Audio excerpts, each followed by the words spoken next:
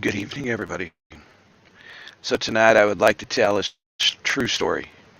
A true story. Many people know that I was brought up in southeast Nebraska in a small town near Rulo, Nebraska.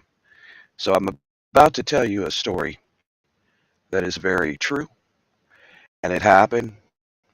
And this has to do with prepping and what can happen. Yes, I'm going to be bringing a lot of different true crime prepper type survivalist stories, but this one hit rather close to home. So I want to talk about it. Many of you may have heard about this years ago. The book is called Evil Harvest.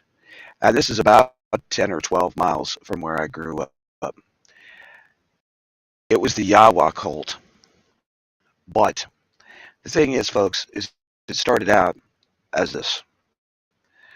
There was a group of people that lived in southeast Nebraska. And life in America's heartland has, often been rough. But in the 1980s, they saw the worst farm crisis ever since the Great Depression. Cult leader Michael Ryan did both. He drew in followers with a blend of this white doomsday prophecy type situation. Ryan told his followers often he spoke directly to God, or as he called him, Yahweh. And those who disobeyed him, well, they would suffer. Sometimes absolutely outrageous things. To give you a little backdrop about Rulo, Nebraska, and where this happened at. Yeah, it's kind of scary story time, but it's kind of a way to make the prepping community think about how they always want to talk about have a mag, have a mag, have a mag. In the situation when all SHTF happens or it all collapses, folks, there's going to be somebody that's going to step to the plate and be a leader. And then when they become the leader, their thoughts and their ideas can become very warped, as what happened in Rulo, Nebraska. Now, being that I lived very close to there when I was growing up, this kind of struck home because a lot of people talked about it. This was early 80s that this situation happened. And Michael Ryan, he was a charismatic type guy. He was born in the late 40s. Uh, he was a high school dropout, but he had a lot of jobs. He had to work a lot of jobs to support his wife and children. Now, this article, I mean, there's articles all over still to this day. The New York Daily News picked it up, Southern Poverty Law Center. There's so much out there about this. He worked as a truck driver until he hurt his back, and it forced him off the road. And so he had all this financial pressure and physical pain. So he started smoking. He started smoking a lot of pot, right? And he was looking for something to give him spiritual strength to carry on despite life's challenges. Unfortunately, he found it in a Christian identity movement, which the Southern Poverty Law Center dubs a unique anti-Semitic and racist theology that rose to a position of commanding influence on the racist right in the 1980s. In the early 1980s, Ryan began going to all these rallies. Now, this story is going to get very warped. There's parts of this story that I cannot even say on YouTube because of what this guy did. Okay. Yeah, if you'd like to read the book, it's called Evil Harvest. But according to court documents, Wickstrom taught Ryan what was known as the arm test, where he would hold a person's arm out and shoulder and ask a question of Yahweh to learn his will. If the answer was no, the person's arm would drop down just a little. If the answer was yes, the arm would stay up. Now, see, the person holding the arm and asking the question had complete control of the other person's movements and could manipulate the answers to his advantage. It was a trick Ryan would use once he began attracting his own followers in to Rulo, Nebraska. Ryan soon earned a reputation of a Wickstrom's main man in Kansas, so he moved up the chain in this religious sector. Ryan met a widower. His name was Rick Stice. He owned a struggling pig farm in Rulo, Nebraska, where he lived with his 3 children. I'm going to show some pictures too. Stice invited Ryan and his family and followers to move out onto the farm where they could study the Bible, smoke pot, and amass weapons in preparation for Armageddon. Ryan told his followers that he spoke directly to Yahweh and that he was possessed by the spirit of the archangel Michael, according to court documents. See, Archangel Michael, who leads the army of God against the forces of Satan in the Bible, book of Revelations, tells of the apocalypse, the second coming of Jesus. Ryan referred to himself as the king, according to the NPR Nebraska, and said Yahweh commanded he take multiple wives. Eventually, he had 4 wives in all, who he referred to as his queens, according to the Daily News. He told Stice to stop raising pigs as they weren't kosher, according to the Chicago Tribune. By stealing farm equipment and cattle, this cult slash mag would soon support itself and buy firearms and ammunition. Eventually, the Rulo cult grew to around 25 people. Sounds like a little mag to me. In early 1985, cult members James Thyme and Rick Stice had a 5-year-old son named Luke. Okay, he ran afoul of Ryan after expressing doubts about Yahweh and the validity of the arm test, according to court documents. Thyme and Rick were demoted to slaves, made to sleep outside, chained to a porch in Rulo, Nebraska. At various points, forced to do nasty, nasty things with a goat, forced to sodomize each other as punishment. Now, it gets really, really twisted. Father and son, Rick and Luke Stice, were also formed to perform nasty, nasty things on each other. Ryan repeatedly abused Luke, who was the little boy. They called him a dog, a mongrel, dog shit, according to court documents. Rick Stice later testified that Ryan put ashes from his cigarette in Luke's mouth, spit on him, shot the little boy in the arm, and tied a whip around the little boy's neck. Crazy stuff, right? And lifted him off the ground with that whip around the kid's neck, according to the Lincoln Star Journal out of Lincoln, Nebraska. Well, around March 25th, 1985, Ryan, who was about 6'2", he was a burly guy, weighed about 230 pounds, slammed the 5-year-old boy into a cabinet, which resulted in a fatal head injury. Ryan ordered Tim and Rick Stice to bury him in a shallow, unmarked grave. In the weeks after his son's death, Rick Stice repeatedly ran away around the cult, and then he ran away on April the 4th, according to court documents. Ryan next turned his wrath onto James Thyme. This was at the end of April. He was beaten by Ryan and other male members of the mag of the cult after being accused of poisoning a turkey being eaten at a communal meal. He was then taken to one of the former pig barns where he endured days of horrific physical and sexual abuse from all the members before they murdered him. According to the court documents, Ryan, his 16-year-old son Dennis, and cult members Timothy Havenkamp, James Havenkamp, and John Dave Andres repeatedly raped Thyme with the handle of a shovel, a pick, causing internal injuries. This thing got so twisted, folks.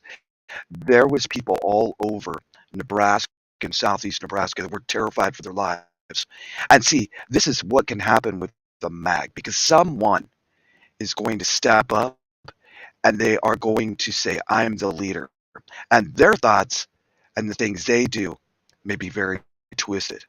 Now, finally, Ryan He really did. He stomped on Tim's chest, breaking all of his ribs and ordering Havenkamp to shoot him. Time was buried in an unmarked grave, which he found in Rulo, Nebraska, out on the edge of town. That June, James Havenkamp and Andres were arrested for stealing farm machinery in Kansas. They continued to terrorize people throughout the heartland. As a result, though, see, authorities raided the farm. They found a weapons cache that included 150,000 rounds of ammo, over $250,000 worth of stolen property, according to the Daily News.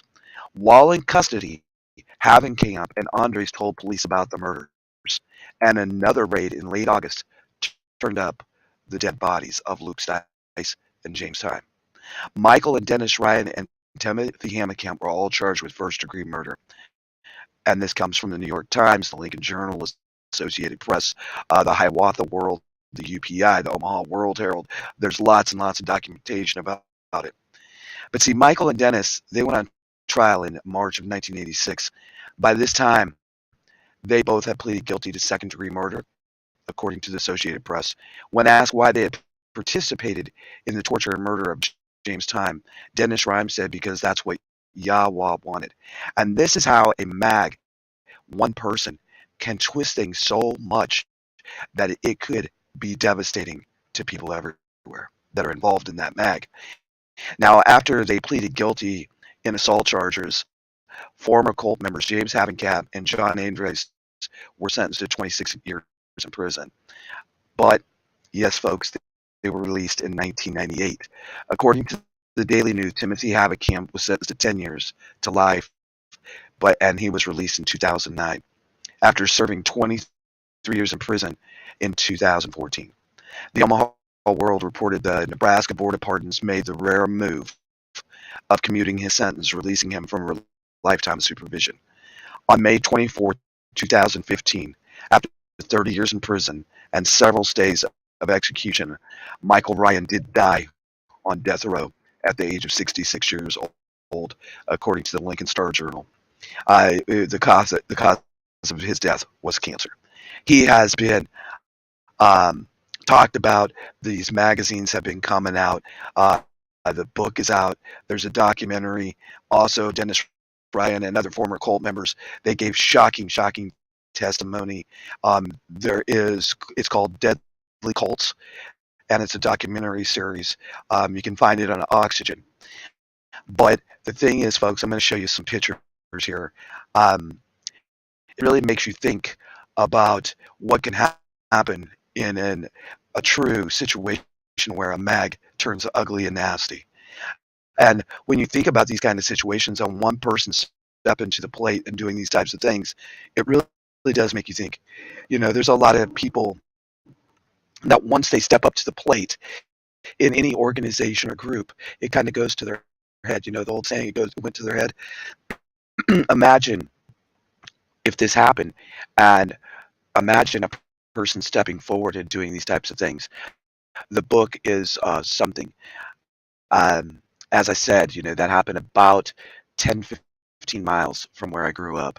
And so when you have these types of things happen, I'm going to be bringing up some other stories to really make you think about prepping. We're going to be doing some survival stories, some of the most craziest and wild survival stories you've ever heard. I'll just be popping up and doing them whenever I can. But at this time, I'd like to show you some of the pictures of and the copy of the book. I just did like an image search so I could show you all some stuff.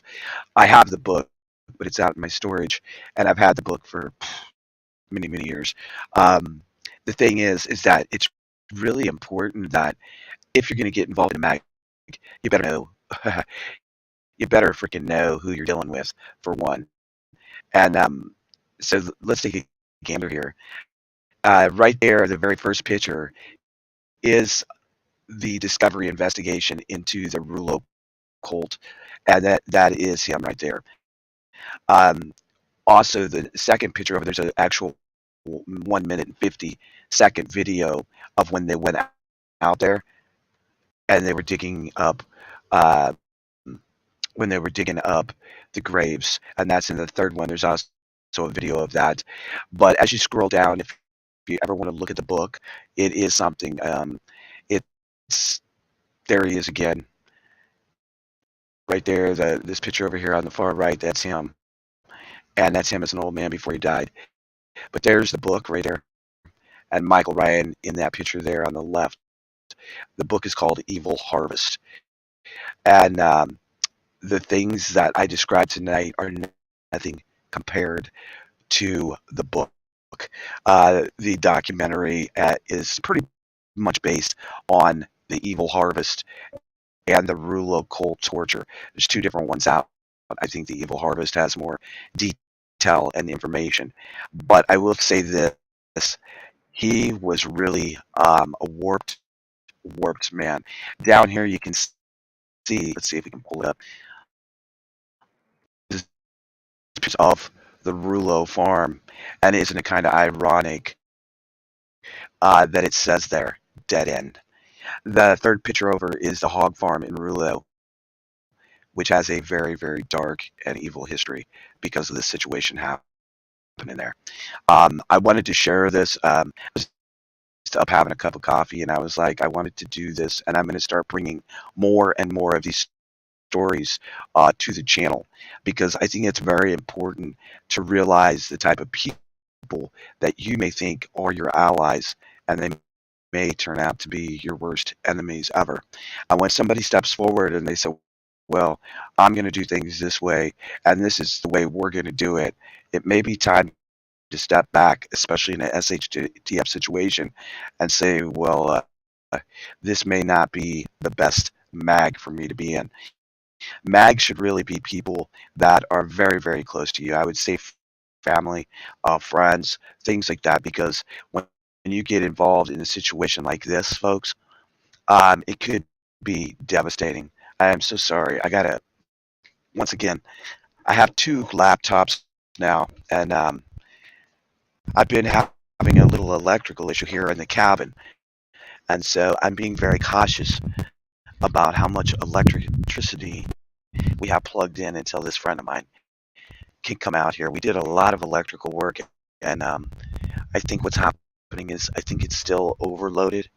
And being in a small cabin, I take huge, huge precautions because one, I love this place, and two, the last thing I'd want to see is any type of electrical situation. So I will be bringing these stories to the channel. The next stories that I'm going to be bringing, this one just kind of struck home to me. It always has because it happened so close to my hometown. Same town I was born in, and the same town that my dad lived in most of his life. And so this story has always stuck with me throughout my life and throughout my preparedness journey, because I always thought about what if I brought in the wrong person into my mag? What would occur then? And I mean, this is something really serious to think about because we all want a mag, we all want a support system, but what if it would turn upside down? And it could happen very quickly. Good morning, Vanning with Ada and Bougie and Passamaquoddy and Enya, Texas, Grey Wolf. It could happen very, very quickly. And all of you others in chat, welcome to the chat. This is the first episode of this. I mean, I have some other really crazy, wild survival stories. I have one true one that I'm going to share right now. And in 1983, as a lot of people know about me, I was in the United States Navy. So I'm going to share this true survival story because I was in a horrific accident. Many of you know this about me. I have PTSD from that accident. I actually went almost 10 days without speaking a word. I was having a total mental meltdown at that time. I was 18 years old. And what occurred is we decided to go cliff diving up in the hills of California. We found a really neat place. We had been going there every weekend. My friend Courtney was driving, and you know how you get on those what do you call them, like washboard roads, and you got the little bumps in the road, and sometimes it'll make you fishtail. Well, we begin to fishtail, and when we begin to fishtail, we were in a Toyota Celica, an old Toyota Celica with a sunroof. Well, of course it was old. This was 1986, I believe this happened, 1987. I have a whole year of my life that I really do not remember um, because of PTSD. So I was very young. I had just joined the Navy, got out of high school in '83. So we hit those washboards on the road, and as that happened, the Celica hit the side of the mountain. When it hit the side of the mountain, we were like a torpedo that shot off into over a 300-foot drop off down a cliff. We landed upside down, and when I woke up, they had left me and my friend for dead, and she did perish in the car wreck. But the point of me bringing up this story, and please don't say sorry, OTWP, or nothing like that. It is what it is. Life goes on. You keep on moving forward. You keep on putting your boots on the ground. The purpose of me telling this story is when I woke up, the first thing that I heard is the engine running. And then I smelled gas. I don't know if it was the right thing to do or the wrong thing to do, but as I look back in time, I think about what could have happened. And the first thing that came to mind was turn the key off because the engine, you could still hear it like sputtering. And then I smelled gas everywhere. And I turned off the key. And then as I did that, I held and rest in peace, Renee. She was 18 years old when she perished. Rest in peace, Renee. But I held her hand until she took her last breath. And to this day, I always think about that situation and how it applies to my preparedness life because it was true survival that kicked in. As I looked around, there was no one there. There was 5 of us in the car. I didn't know if people had been ejected from the car. I didn't know where the other 3 occupants of the car were, which was my friend, Bill, Tracy. It was Courtney, Bill, Tracy, me, and Renee. Okay, it was the 5 of us. And I don't know where they were, and I'm looking everywhere. And as she perished, I had to do something. I had to get away from the car, and so I pulled myself out. At that time, I realized I had severely injured my back. I think I was on a total adrenaline rush. At the same time, I realized that my whole arm was hanging, and I had a very, very severe fracture. Then I wiped my face, and I had blood everywhere, just coming down my face. Um, the strangest thing, and this is how when you put into a very stressful situation, that your mind will play tricks on you. So I sat down. I was very winded. I was injured, and I sat down. And I don't really remember a lot right then, except her passing away, me turning off the key, me getting out. But as I looked up over the hill, it seemed to me that 3 little children were walking toward me. And this is where your mind, when you are under a very stressful situation, will change the perception of what you're seeing. See, a lot of people run around from prepping channel to prepping channel and talk about bring on war, bring on this, let's do it. And really, folks, when you've been put into this type of situation, and maybe you have, maybe it's been a life threatening situation, maybe it's been where your back's against the wall and you've gotten shot, you've gotten hurt, you've gotten stabbed, whatever it be, your mind really plays tricks on you, and also your survival instincts kick in. As I seen those 3 little children, I had to take a second glance, and I remember sitting there like, just like, whoa, this is just, I mean, it was insane as I'm looking up this mountain. And it wasn't 3 little kids, it was the 3 occupants of the car. They had went for help. And at that time, I don't know how long I'd been down there. I have no idea to this day. Actually, me and my mother, I'm 58 years old. This happened to me, I think I was 19, maybe 20. Me and my mother just had a long, in-depth conversation because for that whole year, I couldn't remember a lot. And it was like I felt like I was missing something out of my life from that's such a dramatic situation that I had to have my mom fill in the gaps. Like, when did she get there? How did she get there? How long had I been in the hospital? I couldn't remember. And see, PTSD really can take a toll on a person. Over the years, at first when I was in the Navy and they said, you definitely got PTSD. Well, you don't have to tell me because I know that I got PTSD because I was about to snap over the deep end.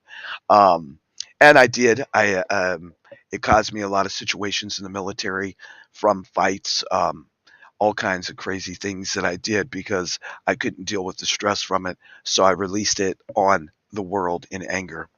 But I think that PTSD, as you learn to deal with it, you learn your trigger points. And I thank God for Dragonflies. She knows my trigger points. And she'll actually say, KJ, you need to calm down, go for a walk, go fishing, go do something because your stress level's too high. And she can see it because I have a memory issue when that happens. And you may have been on one of my shows when I have a memory situation happen to me. I always take notes and I always write things down in a notebook. I mean, if you all notice, I have one to the left of me here, and I have one to the right of me, and I'm always writing things down. It drives Dragonflies crazy. I think now going on 11 years, she gets the point that I have these memory lapses, and it's the only way I can keep things straight. When my stress level's low, I do very well. But if my stress level gets high, or if I have high anxiety, then PTSD really still, after all these years, kicks my ass. Um, I have learned to deal with it in a very straightforward, happy way, and that is comedy, centering, laughing and smiling, and keeping my stress level low. I think that when these type of situations happen, that each one of us is going to have different trigger points, and when these trigger points happen, we all might be surprised at how we react to them. I think that, and I've said this on the channel for over a year and a half now, that mental preparedness is probably one of the most unlooked at prepping things that prepping channels just don't talk about. And it's serious. Each one of us, Bougie or Mama Leem, may react different than Passamaquoddy or Grey Wolf or Nunya, Texas, right? And a lot of guys have a higher stress level and they keep going, and that's why a lot of guys die at a very young age is from heart attacks because they don't release that stress, and the next thing you know, they have a heart attack. Women cry it out. So we all deal with things differently. But I think the most important thing that I can take from the PTSD is that, when you really keep going and you learn your trigger points, you don't have to have PTSD to have trigger points. Maybe you're quick to anger. Maybe you're quick to grab your two. Maybe you're quick to grab your fist. Those things aren't always in the best interest of you or your family, especially in a SHTF. In a SHTF, we're going to need to be well rounded. And we've been talking about these down to earth preps on this channel for the whole, well, started last month and it's going to the end of this month. It's very important to think about different things that trigger you and figure out a way to deal with them in a positive foot. Hey, Annie Oakley 777. I'm glad everybody's rolling in. I didn't plan this, but I've been planning about these stories. So I'm going to do some pop-ups about these true life stories, and these are the first two. And I hope that you take something from it. I hope that you learn from it. And I hope that each and every one of us keeps thinking about, if you have a mag, what could turn into oh, this is a great mag. It could turn into a really shitty day of violence and crime in your own mag. And do you think that it really won't happen? How many of you, there's only, 10 or 12 of you in the chat, but how many of you think that if you were in the wrong mag, something devastating could happen? Hit a one. Or how many of you think that, you got to be very, very cautious about who's in your mag? Because I'll tell you what, folks, a lot of online folks in the prepping and preparedness community always talk about get a mag, get a mag, get a mag. I think that it's a great idea to have a mag, but you better damn well know who's in your mag. And you better know them upside down. You better know, I mean, honestly, my mag is me and dragonflies and some family members. I'll be honest with you. I'm not bringing in a whole lot of outsiders into my mag to know about, oh, what I do have, what knowledge I have, what skills I have, what ammo I have, what guns I have, what I'm not doing that, and I'll never do it. Um, is 2 or 4 eyes, could it be dangerous? Heck yeah, it could. But could, one solo is probably the worst case scenario because every single one of us are going to have to sleep. We're going to go into a story about a survivalist that had sleep deprivation and what happened to him. I'm also going to be bringing up another true life story for me that happened about hypothermia. I'm going to go into some of my true life stories and bring in some of these stories that I've read over the years. And this was the first one because I was brought up in the heartland, in Nebraska and Colorado, and this one really reflected on Nebraska very bad, there in southeast Nebraska. So if you missed the very beginning, go back and watch it. It's about 10 or 12 minutes, but it's a real true story of a mag that turned upside down because of one man stepping up and it becoming a disaster, which ended up in several murders, um, theft, and if you want to read the book is really something. And I also show that on here at the very beginning. I think that each and every one of us, the most important thing we can do, folks, is to keep putting our boots on the ground and to learn from channels that really can bring you some true life experiences. There's some really good channels out there that here on the YouTube platform that have real life stuff that they can teach you. Maybe they were a medic in the military. Maybe they were prior military. Maybe they were a first responder, whatever it may be. But search out those channels that can feed your mind and your spirit with things that can bring you through. I'm going to jump off here. I guess I'll go back to bed and go back to sleep. Me and Trooper are setting out here. But I hope everybody has a great day. And I'm not sure how many. I had to take down the lives because I have a lot of situations going on right now here on our homestead. Not bad or anything. I just have my boots on the ground, and I need balance right now. I have to get a lot of things done. Just like I hope you're each getting something done and doing the dang thing because it's really, really important.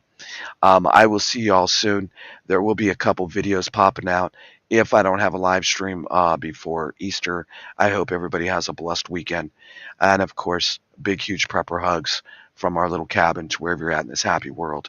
Keep doing the dang thing, but take some of these true life stories and really listen to them and think about what could happen, what has happened, and even what's happened to me. And maybe that can help you to prepare mentally. And maybe it would be good to run some of these scenarios through your head, how you would react. And to see practice is going to make your life change. When you keep practicing a scenario, be if it's just evacuating your family or finding alternate routes out of your city or state or community, those things could come into play. And the good thing is that you'd already have a plan in place. I hope everybody stays safe out there. Nice to see you, Vanning with Ada, Bougie, Pascal McQuaddy. Who's all up in here?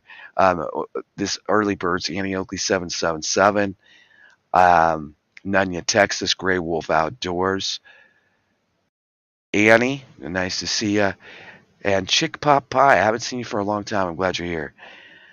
I'm glad everybody stopped by. Mama Lee, everybody, God bless. Keep doing the legwork. Don't give up. Don't give in.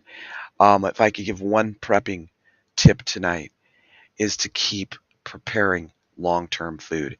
If you can afford MREs, get them while they're hot. Get them right now. Because I think the global food crisis, the things I'm working on a special project at work, and it's all about the global food crisis. Folks, this is going to get really nasty. And the United States is not going to go under the wire this time. We are going to be in the direct line. And I will be bringing out a food special about what's going on with our crops. Good to see everyone. Chick Pop Pie, nice to see you. God bless you all from here in the Ozarks to wherever you're at. Make today count. This is OTWP signing out. It is April the 6th at 3 in the morning. What the heck are we all doing? Everybody go to sleep. Get some rest. We all need rest. God bless you.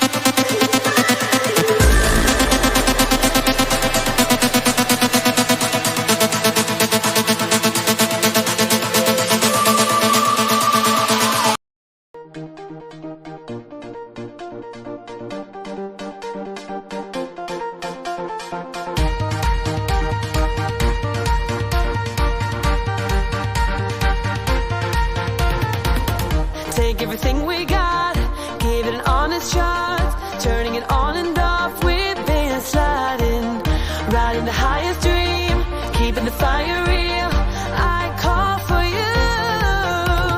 Hold your gun, cut the wire, aim for fun, with a light to fire. I've been flying up the ceiling, taken by this feeling, maybe we're invisible at last, fueling every engine, power is descending, maybe we're invisible. Over the coming days, let's cut to the chase, we're gonna beat this maze, let's go deeper, I wanna reach it all, taking a leap or fall, I'll get to you. Hold your gun, cut the wire, aim for fun, with a light to fire. I've been flying up the ceiling, taken by this feeling, maybe we're invisible at last, fueling every engine, power is descending, maybe we're invisible. Hold your gun, cut the wire, aim for fun, with a light to fire. I've been flying off the ceiling, taken by this feeling, maybe we're invisible. I've been flying off the ceiling, and maybe we're invisible.